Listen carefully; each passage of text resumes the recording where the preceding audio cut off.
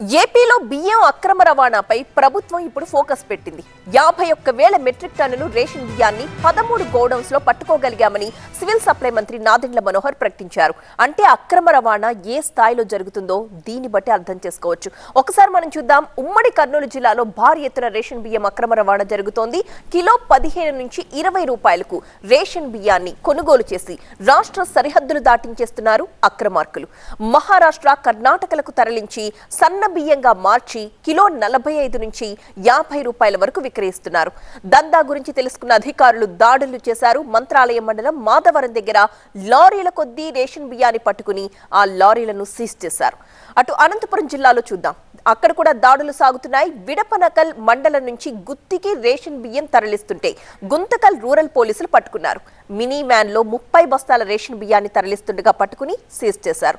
ఇక ధర్మవరం చూస్తే శ్రీ సత్యసాయి జిల్లా ధర్మవరంలో భారీగా రేషన్ బియ్యం పట్టుబడింది. అక్రమంగా రవాణా అవుతున్న 135 బ్యాగుల రేషన్ బియ్యాన్ని సీజ్ చేశారు.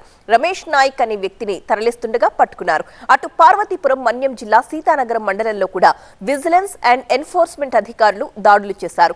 3 బొలెరో వాహనాల్లో 8 టన్నుల పీడిఎస్ రైస్ తరలిస్తున్నట్టుగా గుర్తించారు. ఆ వాహనాలు సహా 3 అదుపులోకి తీసుకున్నారు.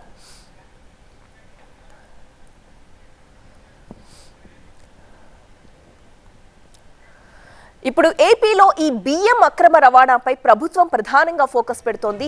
ఎన్నేళ్లుగా ఇలా బియ్యాన్ని అక్రమంగా కొనుగోలు చేసి తరలించేస్తున్నారు అన్న దానిపై కూడా ఆరా తీస్తోంది. మా ప్రతినిధి సత్య మరిన్ని డీటెయిల్స్ తో సిద్ధంగా ఉన్నారు. సత్య, ఇప్పటి వరకు మనం చూసింది 4 జిల్లాల్లో. అయితే ఆ 4 జిల్లాల్లో కూడా టన్నుల కొద్దీ బియ్యాన్ని అక్రమంగా తరలించేస్తూ ఉన్నారు. ఇంకా మిగతా జిల్లాల్లో కూడా దాడులు జరుగుతున్నాయా? దీని వెనుక ఉన్న ప్రధానమైన హస్తం ఎవరిది?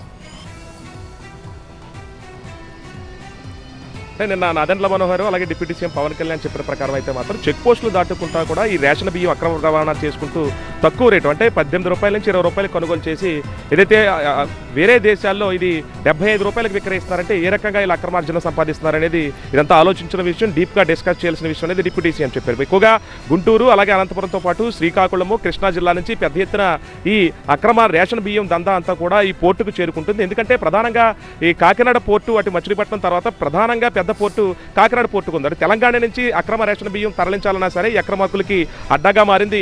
ఏదైతే నార్మల్ రైసు, ఏదైతే రోజువారీ తరలించేటువంటి రైస్ ఏదైతే ఉంటుందో ఆ రైసు మధ్యలో ఈ రేషన్ బియ్యాన్ని పెట్టేస్తున్నారు. స్థానికంగా ఉన్నటువంటి సివిల్ సప్లై అధికారులు కనుసన్నలు ఇదంతా జరుగుతుంది. పవన్ కళ్యాణ్ కూడా ఒకటే అన్నారు, ఇదంతా జరుగుతుంటే మీరు ఏం చేస్తున్నారు? కళ్ళెదురుకుండానే ఏదైతే ఆ రేషన్ బియ్యాన్ని కెమికల్స్లో చెక్ చేసి ఇది రేషన్ బియ్యం అని నేనే కనిపెట్టాను, మీరెందుకు ఈ లోడ్ చేసే వరకు ఉన్నారని నిన్న ఏదైతే సివిల్ సప్లై అధికారికి సంబంధించిన వేటు వేశారు, కమిషనరేట్కి అటాచ్ చేశారు. ఇంకా 3 అధికారులు దీని వెనకాల ఉన్నట్టుగా తెలుస్తుంది. ఆ 3 అధికారులు కూడా నిన్న ఎవరైతే పోర్టు ఆఫీసర్ ధర్మశాస్త్రం పాటు డిఎస్పీ రఘువీర, సివిల్ సప్లై డిఎస్ఓ ప్రసాద్ మీద ఇప్పటికే కమిషనరేట్కి అటాచ్ చేశారు. ఇంకా ఎవరెవరి అధికారుల మీద చర్యలు ఉంటాయనేది మాత్రం ఉత్కంఠ నెలకొంది. అంతా కూడా అధికారుల్లో చెమటలు పట్టించారు నిన్న పవన్ కళ్యాణ్. అయితే పోర్టుకు సంబంధించి మొత్తం ఇప్పటివరకు కూడా 53,000 మెట్రిక్ టన్నుల రేషన్ బియ్యాన్ని ఇప్పటివరకు 13 గోదాముల్లో ఇదే 2 నెలల క్రితం మంత్రి నాదెండ్ల మనోహర్ సివిల్ సప్లై శాఖ అధికారులతో కలిసి దాడులు నిర్వహించారు. ఇలాంటి లేదన్నారు. కానీ పోర్టు ప్రాంతాల్లో ఈ అక్రమ రేషన్ బియ్యాన్ని రోజుకి అంటే బియ్యం లారీలకు సంబంధించి 1000 నుంచి 13 వస్తుంటే 1300 లారీలు వస్తుంటే అందులో చాలా లారీల్లో ఈ అక్రమ రేషన్ బియ్యం తరలిపోతుంది. ఎందుకంటే